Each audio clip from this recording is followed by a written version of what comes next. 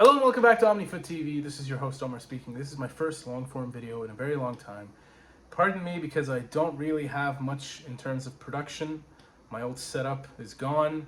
I'm simply using my phone. The audio is not going to be as good as it should be, so bear with me. I just wanted to come on here and talk about Enzo Maresca signing on as Chelsea manager. I personally felt like from the very beginning, right, when the list of candidates was posted all over social media, that Enzo was the one who piqued my interest in the context that he would fit the supposed role of coach or head coach, because let's be frank, he's not really going to be the manager. He doesn't have that kind of control. No one that is going to take over at Chelsea is going to have that kind of control for the foreseeable future.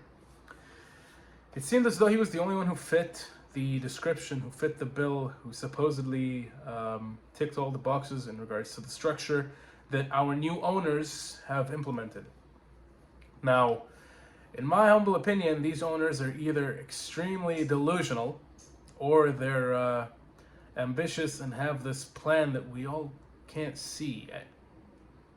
The fruit of their labor has not been realized because we've gone through the most turbulent couple of years in the history of the club, and quite possibly a case study can be presented on these past couple of years as to how to screw up a football club so badly that its fans can't even recognize it.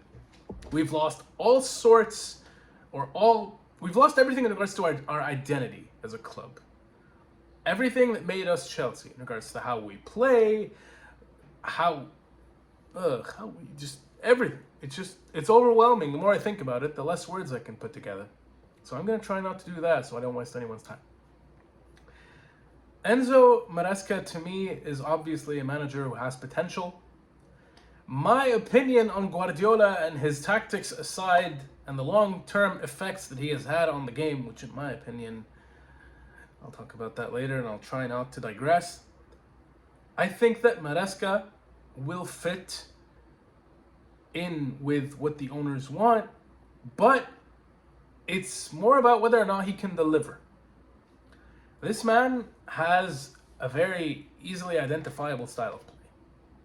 He doesn't have much of a plan B. He's extremely stubborn, but his plan A yields results. What he did with Leicester was great. However, how they almost bottled it heading into the tail end of the championship season will tell you everything you need to know about the man.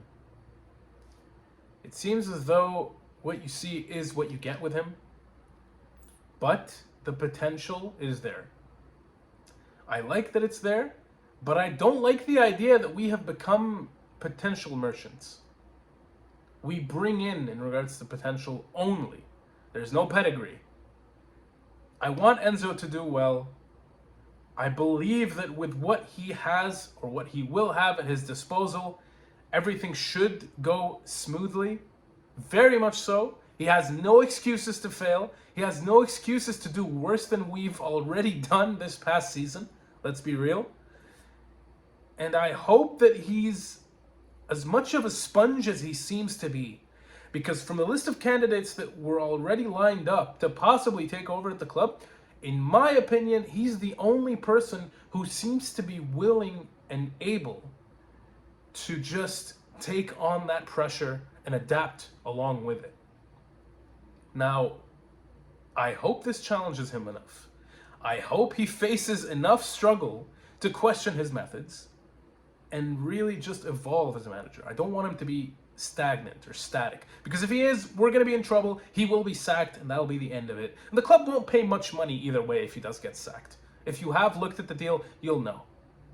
But I want him to do well, and I think he just has to be flexible. Any manager who comes into this job has to be flexible.